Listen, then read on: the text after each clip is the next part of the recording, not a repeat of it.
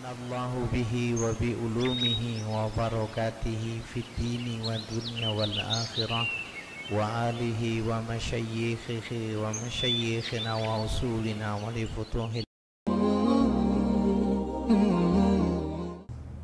Assalamualaikum warahmatullahi wabarakatuh.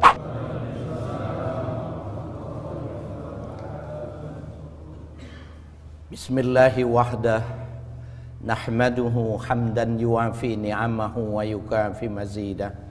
Subhanalladzi 'allamal insana hatta 'alimahu wa wahadah.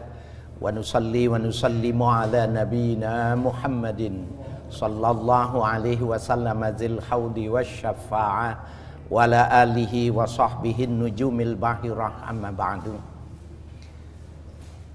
Ketua dan segenap Takmiriyat Masjid Al-Arif Lemigas yang kami hormati, Bapak-bapak, ibu-ibu dan para pemirsa Tausiah Subuh TV One yang kami hormati.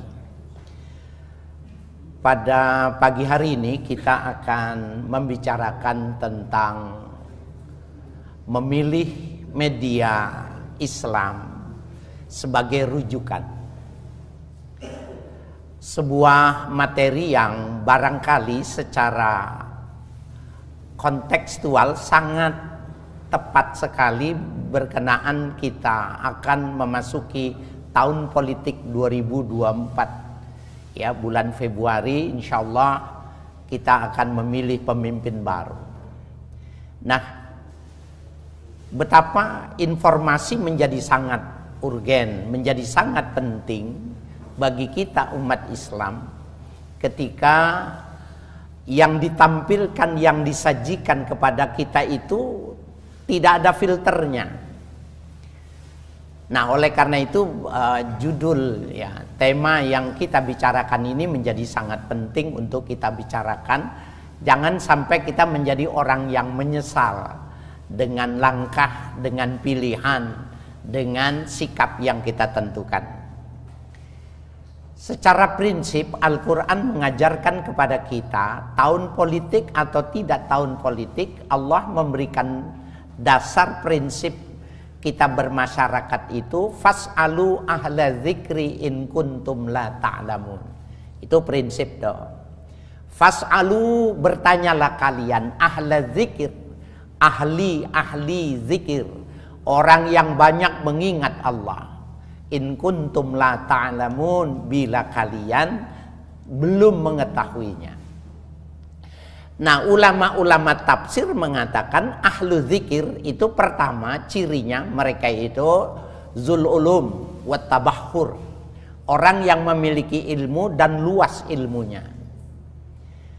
Maka ketika dia berbicara di mana saja, di media sosial, di media mainstream dan lain sebagainya, di digital yang kita kenal sekarang ini, media digital, silakan diterima. Kenapa? Kapasitas keilmuannya memadai gitu. Jadi pertama zul ilm, ya, memiliki ilmu, wat tabahur, dan melaut ilmunya. Yang kedua, syarat yang menjadi sangat penting, orang yang dimaksud ini memiliki ya akhlak yang bagus, memiliki akhlakul karimah. Kalau dua ini dia punya, maka dua hal inilah yang bisa menjadikan kita memilih siapa yang bisa kita jadikan sumber informasi.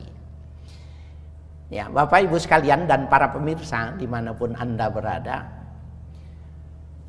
dulu pernah terjadi di zaman Nabi, ada seorang yang namanya Al-Harith, ya, pemuda yang menjadi tokoh di kampungnya.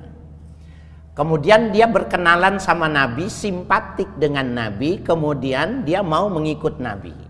Singkat cerita dia masuk Islam. Kemudian karena dia sudah masuk Islam, maka disampaikan kewajibannya untuk sholat, bayar zakat, gitu. Disepakati.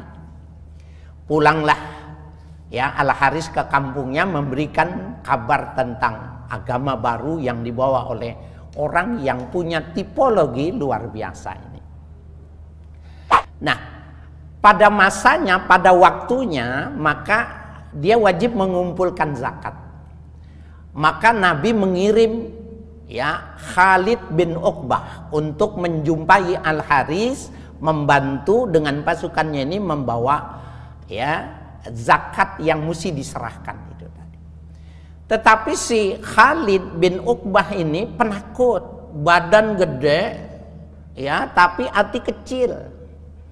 Ya, tampang macan, hati kucing, kira-kira begitu ya.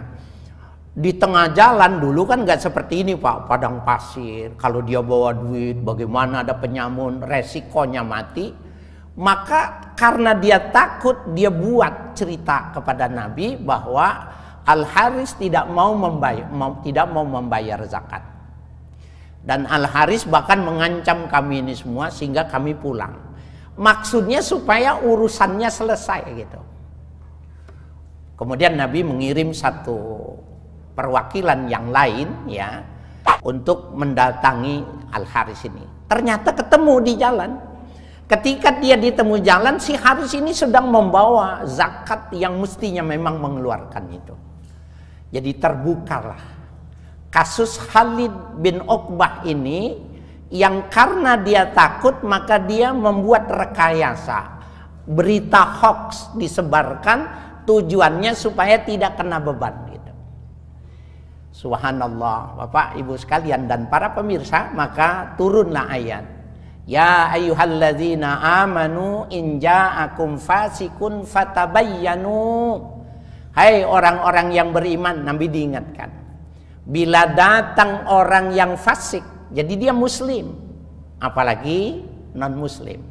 In ja'akum fasikun, bila datang orang yang fasik. Fasik itu tahu agama, mengerti aturan, tapi dia melanggar, itu fasik. Fatabayyanu, maka kau mesti teliti. Harus lakukan uji materi terhadap apa yang dia terima, klarifikasi terhadap yang dia sampaikan. Nggak boleh langsung ditelan. Antus bihu kauman bijahalah, kau bisa menghancurkan satu kaum dari lantaran ketidaktahuanmu. Fatus bihu ma antum nadimin, maka kau akan menyesal dengan apa yang kau sampaikan padahal kau tidak tahu. Jelas banget ini kalau berbicara tentang media Islam. Jangan like, jangan repost, jangan subscribe dan lain sebagainya ketika dia tidak memiliki dua hal. Tabahur fil ulum, ya, orang yang punya kapasitas keilmuan dan akhlaknya bagus. Kenapa? Nanti salah ucap. Bapak saya sekalian yang berbahagia, kalau di kalangan muhaddisin ya, berita itu, hadis Nabi ini, dibilang ini hadis Nabi, nggak diterima Pak. Maka ada 3 level untuk menguji itu hadis Nabi apa bukan. Maka yang pertama, hadis Nabi itu didudukan menjadi ikhtibar. Ikhtibar itu berita yang perlu diteliti. Maka diteliti. Kalau memang diteliti, ternyata memang benar yang mengatakannya orang yang sikoh, orang yang dhabit, orang yang bagus agamanya, tidak pernah melakukan kesalahan, maka dia dinaikkan dari ikhtibar menjadi i'tibar.